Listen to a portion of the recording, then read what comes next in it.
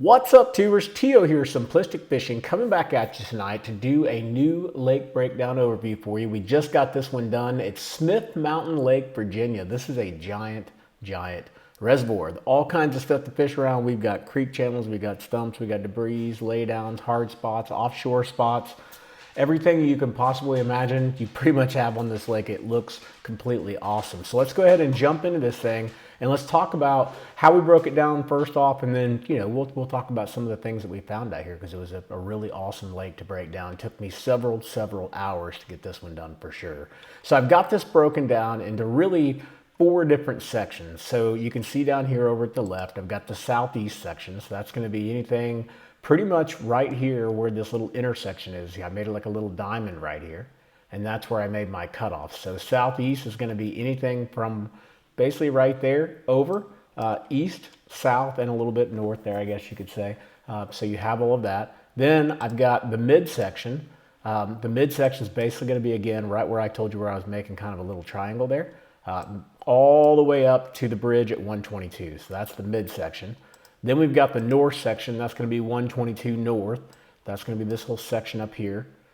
And then finally, the very final section is the west section. That's going to be right there where I told you I made that little diamond, imaginary diamond right there. And anything to the west of that, that is going to be the west section. So we got all kinds of good stuff here, guys. Let's go ahead and just start off on that southeast section, and we'll walk through this really quick, and then we'll do the other sections as well. So to start off with, this kind of stuff we found several different attractors on this lake. Was able to reach out and get these coordinates, and it was awesome. You can see all the different fish attractors in this area. Several of them right here in this area, a lot of them off those points right in here as well. And then you go up in here in this little area up in here around this Parkway Marina. On the back side of that, you've got several fish attractors over here on this side. You got a couple right there by that boat dock. You got a few more here.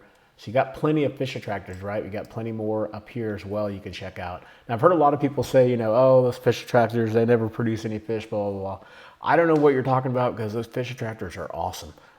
Fish attractors typically, that's where you're going to find the fish. That's why they're fish attractors. You find the crappie, you find the bait fish and stuff like that. They're also really good areas, if you like the LiveScope, really good areas to do some live scoping as well. So make sure you take advantage of all those fish attractors out there. There's definitely several of them out there. Now let's talk about the channels and ditches. So didn't find too many channels and ditches in this area. Found a few. You can see up here, you got to kind of get up here on this northern part of it, but you can see back in here, you got some pretty good flats with some creek channels coming through them. A couple more up here that you could take a look at. There's a couple ditches that are back in here as well. So some, a few things here and there, but as far as really fishing the creek channels, would be somewhat hard. I mean, you might be able to get out here and really fish this channel when the water's up, and be able to find them hanging around the creek channels, but nothing too crazy as far as major creek channel fishing that I saw, at least in this area. Then we go to cover and structure, and I found a lot of stuff, right? Found lots of debris and things, debris, stumps, laydowns, and all of that. But the main thing I wanted to show you guys here was just a couple of things. One, you've probably heard me talk about a lot on the short stuff, but hard spots. Hard spots they're just like money spots for fishing, right? They're not all going to produce fish, and they're not all always going to have fish on them. But if you can mark all the hard spots in the lake, I guarantee if you run them enough, you're going to catch fish. So again, here, lots of different hard spots in this lake. They're kind of scattered throughout, right? You have to kind of go through and look for them, but you can definitely see there's several different ones that are out here of the hard spots. Now there's some debris and stuff that we found too. Those out here, this could be anywhere from people's throwing brush piles and stuff in there, or just we didn't know what it was. It's obviously some type of debris, just not sure what it was. But you can see here lots of different hard spots, stumps, debris and stuff like that. Lots of laydowns back in there in that section. Some more hard spots up in here, laydowns as well. Some pretty good flats that were back in there. Most of those are down there by those creek channels that we were looking at earlier. And then the main thing I wanted to point out here was this area was very interesting because it has a lot of stumps. So if we go over right here and we get out off of this little point. Now, notice my date up here. It's at 2016, right? So I've drawn the water down so I can try to see if there's anything, fishable in a little bit off the bank, right? So right here, look at all these stumps that are right through here. I mean, they are littered everywhere, all through right in here. You've got a few more that are over in here. And then if you move up a little bit, there's some more up around these points as well. And these points as well right here. And I think I found a few more that were like over in here. You got a few more. And it was weird because I didn't see this across the lake, right? This mainly was in more this section where I saw a lot of those stumps and things like that. Now we also have offshore hotspots, which I won't talk about today because I'd have to switch over to Navionics and show you. But what we've done is we've gone out to Navionics and we've marked all the different high percentage areas based on contour lines, right? So this is going to be your humps, your ledges, your points, your points with big flats on them, your long extended points, all the things that we would mark as a bass fisherman to be an offshore spot, something we'd want to check out, right? So we went out, we've marked all of those. You can see this lake has several offshore hotspots that we've marked. This is just for that section. We've marked them out throughout the whole entire lake. But again, can't really show you today because I'd have to switch over to the contour mapping, and I can't do that with Google Earth here. So next up, we've got the ramps. So lots of different ramps and slabs as well. And I'm going to take this back to 2016 again, or at least 2015, so we can get a good image here.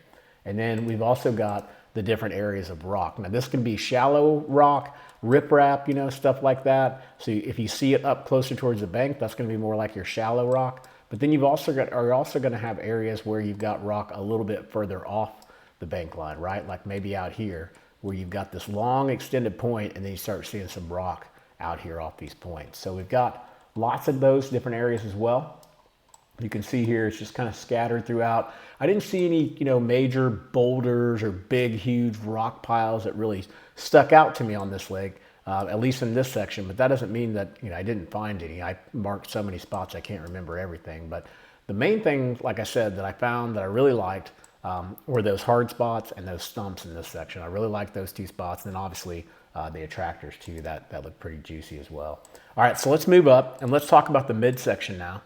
So that's going to be basically, remember where that I said just made a little triangle here, and midsection is going to be anything from this area all the way up to 122. Same type thing, right? We marked the attractors. So here's all your fish attractors, and there's a lot of them. So mainly right in through here, you can just see there's a ton of them. You got some off these points, you got a couple over here, some more through here, and then you've got some that are really way far out here. These are right off the edge of a hump. Then you've got a few more that were right up here, a couple more right off the edges of these humps. You've got them scattered all throughout these points.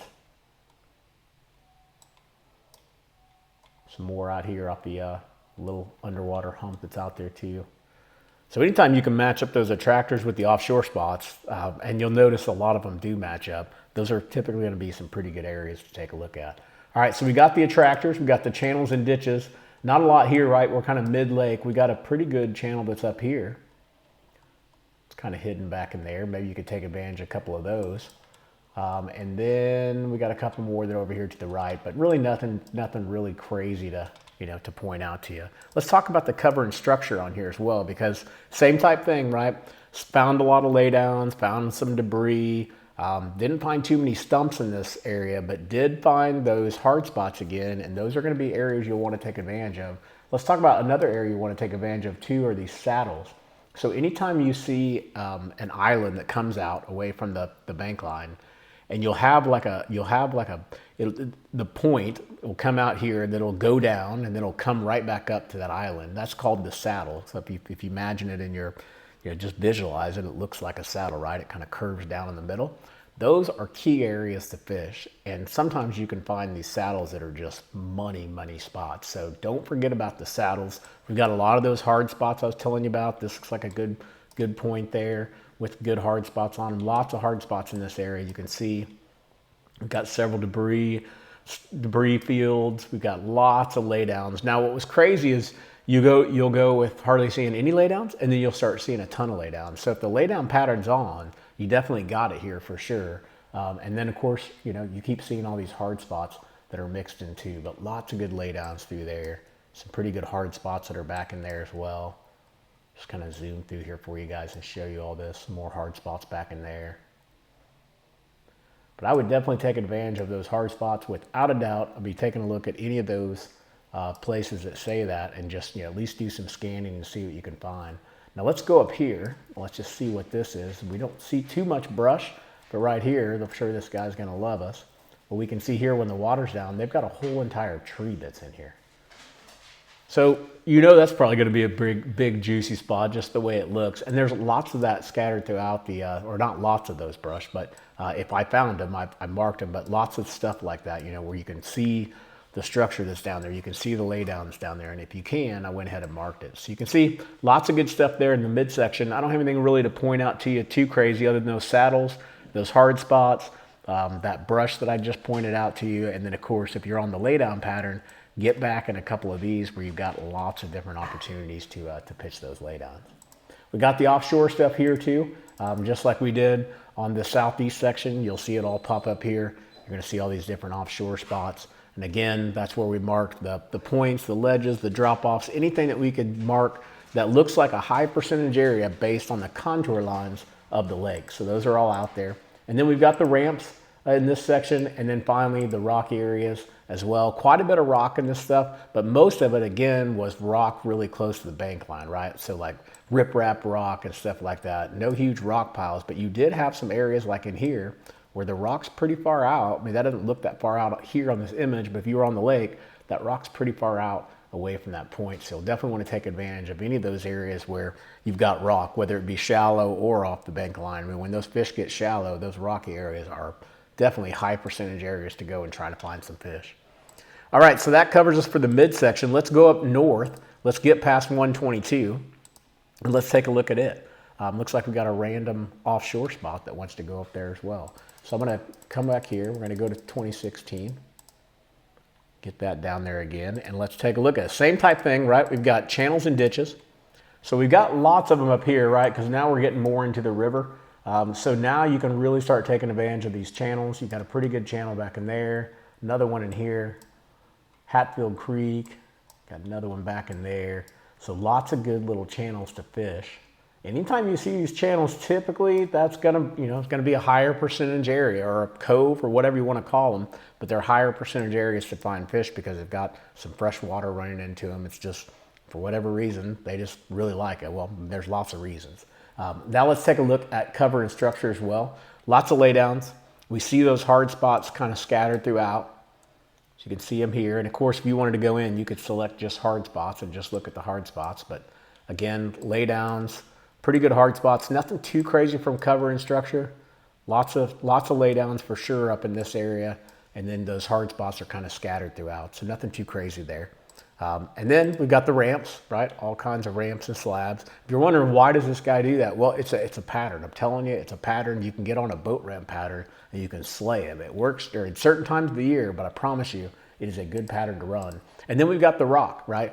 Same type thing. I won't zoom in, bore you guys with all the different rocky sections, but a lot of different rock to be able to fish around. So if you want to go out there with the shaky head or square bill and fish some of that shallow rock, you've definitely got plenty of opportunities to fish the rock on this lake in this area.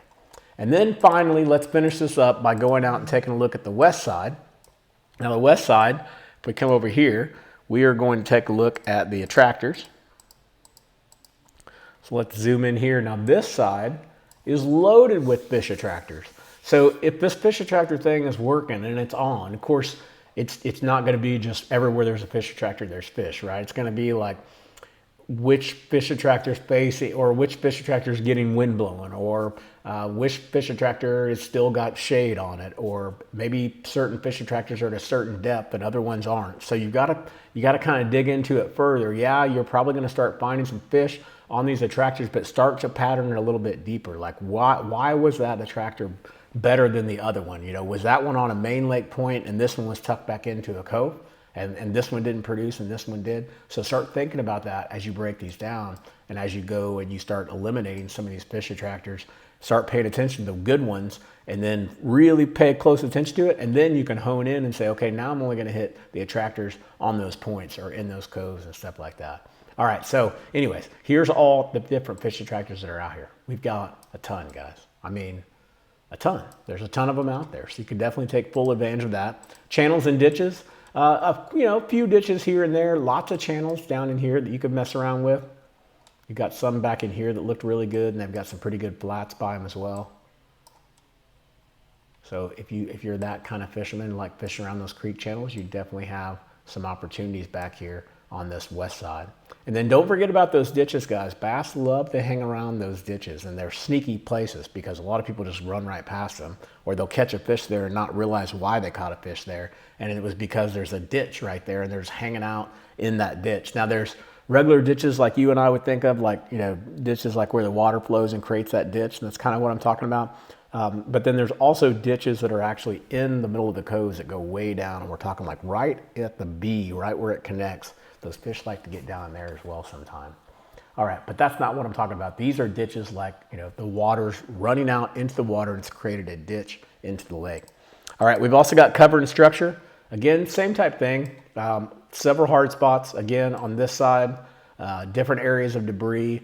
We found some stuff, you know, around people's docks too, so I'm sure they're gonna love that. There's a debris spot there. I thought that was one of them. But I found some stuff definitely around these people's boat docks and stuff like that. You can see here's some interesting debris here, and I even moved this up. You can tell there's some stuff out there. That's the kind of stuff that I like to find, right? Those little interesting places where it's old debris sitting there, and I have no idea why, but that one, you know, for me, looks like it should be a pretty good spot. It's right off the point. You know, it's setting up. It looks like it's just old junk, but I don't know why. But when you find stuff like that, it tends to just be really, really good stuff. So look for stuff like that. Look for the debris. Look for the hard spots. And then, you know, if the laydown thing's on, definitely go and work those laydowns. And don't forget about those flats in the springtime. Those flats can be very, very productive areas as well. All right. Talked about the offshore stuff. Told you guys it wasn't out there. We've got it out here too. So you'll see several of those out there. We've got the ramps. A lot of different ramps and slabs throughout this whole section. So pretty good section there. And then lots of different rock. Again, shallow rock, you know, rocky bank lines, stuff like that. So I'll just kind of zoom in here and show you. You can see there's a little bit of rock right there. If we zoom in over here, we got some rock over here by this dock. So you can see it's just kind of shallow rock. Now right in here, this place looks good because if you're paying attention, you can kind of see that something's going on here, some kind of channel. River channel probably comes down here and swings this way and then goes back up and swings back this way. Anytime you find those rocky spots on that turn, you know that's going to be a good spot, right? So right in here is going to be a pretty good area to put some focus on and see if you can find anything in there. All right, and then last but not least, this area had it. None of the other areas had it, but it had a little bit of vegetation. So I'll switch over here and show you the vegetation. It was back here in this little back spot. And I don't know how much vegetation it really is or what kind of vegetation it is, but you can definitely see it back in here. I don't know if these are lily pads or didn't really look like grass, but definitely some kind of vegetation. You've got some there and you've got a little bit that was back up in here as well, right in this area. So not a ton of it, but it's out there. Those are frogging places for sure. Definitely places you want to take advantage of. So guys, that wraps us up for Smith Mountain Lake, Virginia. You can see we've spent a ton of time on this thing. We've got it out on the Simplistic Fishing mobile app as well. So go out and download the app from the Google Play or from the App Store. Or if you want all of these waypoints on your graph, you can always go out to simplisticfishing.com and order your SD cards or the digital files, and then you can just put the digital files on an SD card yourself and import it in the graph. Either way, they're out there. Go check them out, simplisticfishing.com. And until next time, guys, I hope you catch your PB. Take it easy.